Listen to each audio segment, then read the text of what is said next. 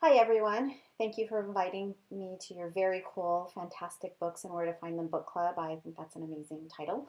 My name is Jodi Pena. I'm from the Alpine Library, one of the librarians from there, and I'm going to talk to you a little bit about some of the fantasy books that I brought today. I'm not a classic fantasy reader. I have read some fantasy in the past, so the books that I'm bringing to you are the absolute things that even non-fantasy readers will like. So if you're here for science fiction or graphic novels or whatever, and you don't really read that much fantasy, I think these will be really great books to engage you. So, also, these books, all the books that I brought are the first book in a series of books from 3 to about 7 books. So, if you find something that you like or something piques your interest, you'll have several more books to keep you engaged over the summer. So, the first book that I have for you that I must implore you to read before August, before the movie comes out, although the movie looks really amazing, is Stephen King's The Gunslinger. It not only is a great book, but it has these really amazing illustrations all the way through it. The copy that I brought here today has those, and it has a really great forward. It's been rewritten. It was originally published in '82 and then rewritten in 2003. So this book is the 2003 version.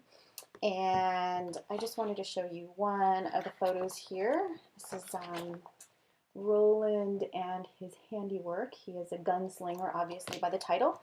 And so the book begins with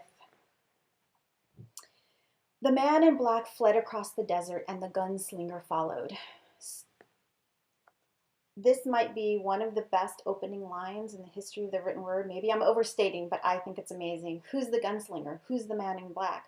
Why is he following him? And why are they in the desert? Wasteland, that's all you think of when you think of that in your head. So great beginning. And Stephen King builds the world of Gilead and the ancient brotherhood of the gunslingers, which are really similar to our knights or samurai warriors, where their weapons are extensions of themselves, and they really believe in this code of ethics that is ingrained in what they believe.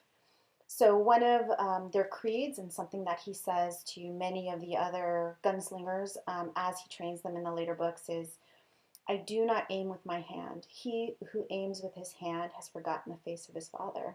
I aim with my eye. I do not shoot with my hand. He who shoots with his hand has forgotten the face of his father. I shoot with my mind. I do not kill with my gun. He who kills with his gun has forgotten the face of his father. I kill with my heart. Roland is the very last gunslinger in his world and is relentlessly pursuing the man in black, whom he calls Walter, and the Dark Tower.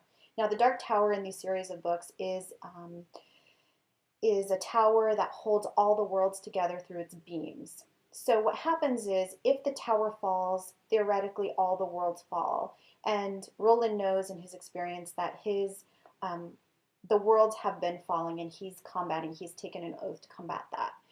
One of the things that he has to do to combat that is to defeat Walter on his pursuit, the man in black. So he's following him through the desert.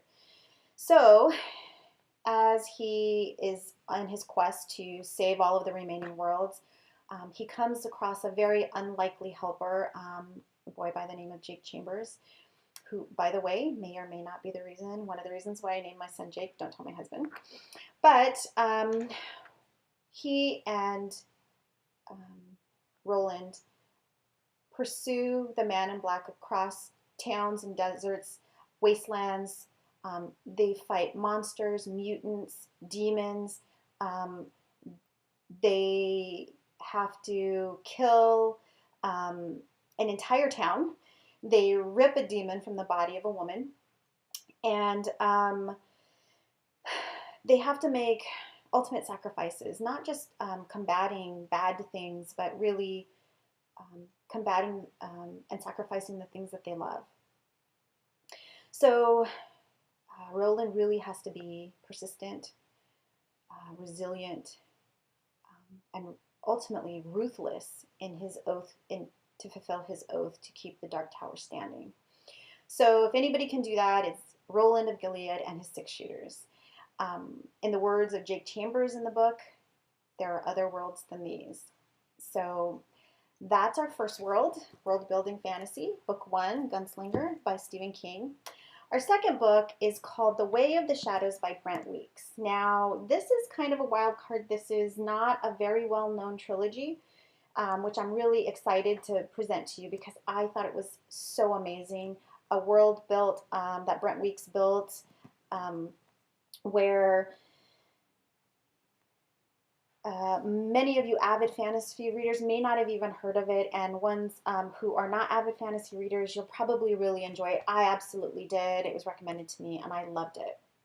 It's really edgy, it's dark, and thrilling enough to keep you guessing.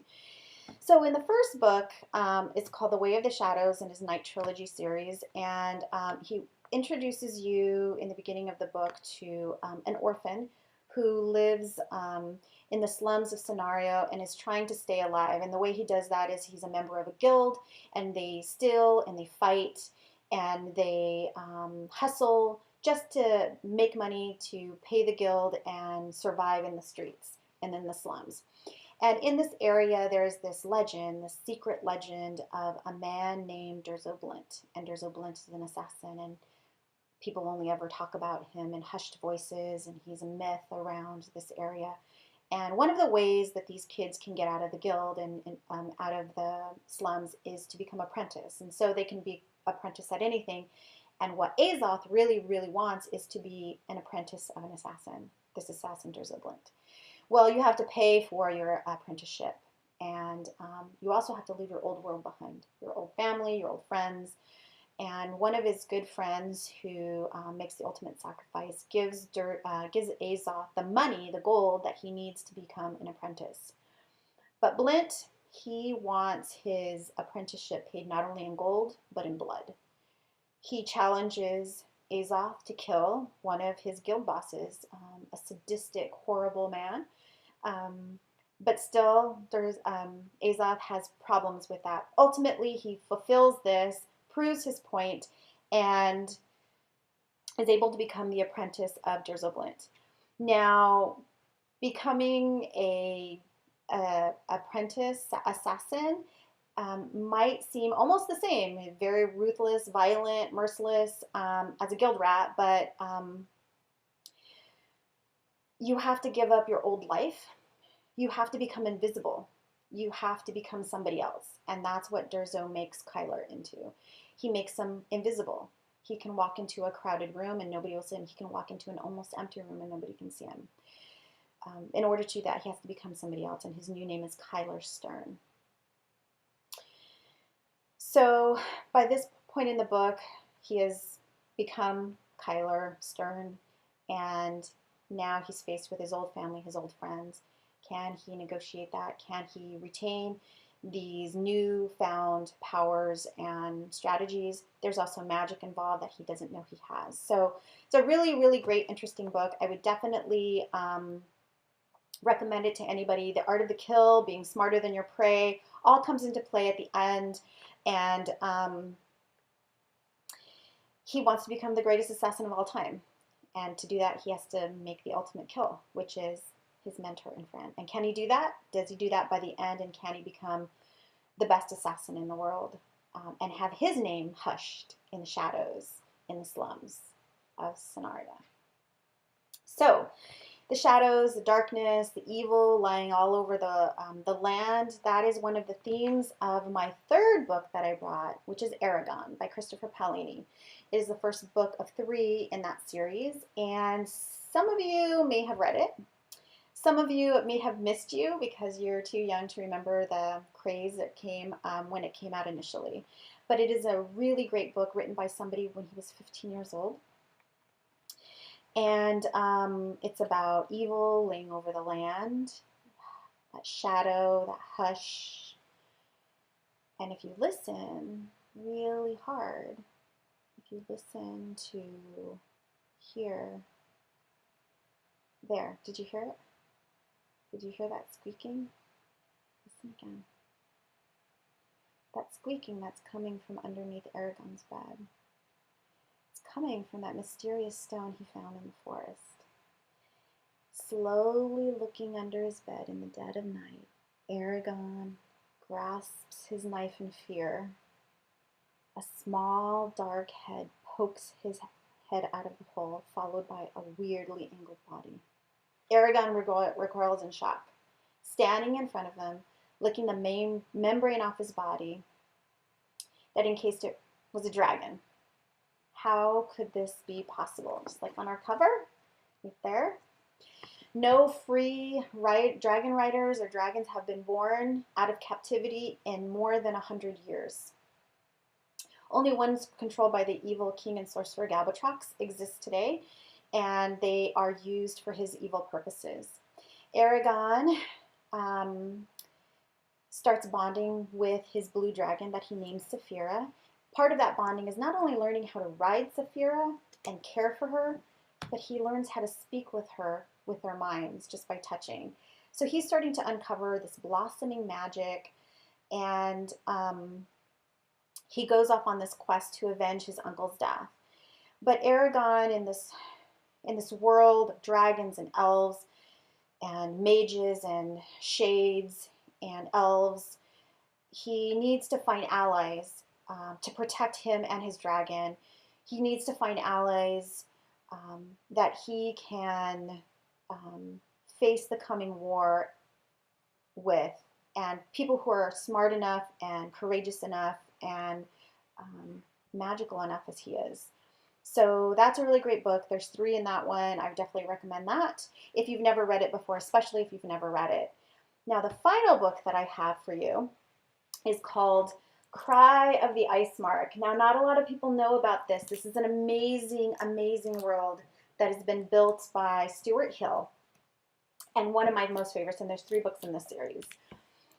So beware. Beware the cry of the ice mark. It's heard in the land. Blood, blast, and fire. Blood, blast, and fire. Warriors of the ice mark prepare for battle with the huge army of the Polypontian Empire led by General Belleroom. This general and his undefeated army defeats every country they come into contact with easily. They've conquered 4 countries and 5 provinces under his rule. The general thinks that he's going to be facing another small, few hundred trained warriors of part-time soldiers led by a 14-year-old girl named Theron. And perhaps the general might be right. But what he doesn't know is the land that he's facing and the girl that he's facing are far different than his pragmatic expectations. In fact, he can't even get his mind around it. So Theron Freer, strong in the arm, Lindenshield, mouthful, the wildcat of the north, is no ordinary girl. She is a fierce warrior princess who has trained her entire life to rule the Ice Mark and to defeat its enemies. Her father ruled the Ice Mark for more than 20 years and has taught his daughter about battle, about diplomacy, and about never giving up and persistence and hope. She has a very small country, and she and her father's army have been in conflict with many of the other people who live in her country, in the Ice Mark. And so when the Polypontian army comes to engage with her country, she needs to find diplomacy in order to gather her allies to her. So the first ally that she comes across is a werewolf. She comes into contact with him, and she realizes that he shows compassion and humor and intelligence, and maybe he's just a little bit more than what they've always believed werefolk to be. His name is Grishmak, Blood Drinker, king of the wolf folk, and through this encounter, he swears his allegiance. She then allies herself with the queen and king of the vampires, the snow leopards, the oak king, and the holly king. And with all of these allies, she is facing a huge army. Think Roman legions here. So this Roman legion is facing what they think is this small outpost, soldiers. But what it really is an army of fantastical creatures that they can't even fathom. Let's see. So by the end of this book, General Balaram must face Theron, and they're going to meet on the battlefield of fantasy and logic, and perhaps will this be the first time that the Polypontian army faces defeat, tastes defeat? Maybe. Hopefully, with the cry of blood, blast, and fire, the general and Theron, warrior queen, face the battle of their lives. So thank you guys. I hope one of these books have piqued your interest. I hope that you have a great summer reading some great books. And if you need any more recommendations or you just want me to come and sit in on one of your great book talks, I am so happy to do that. Thank you.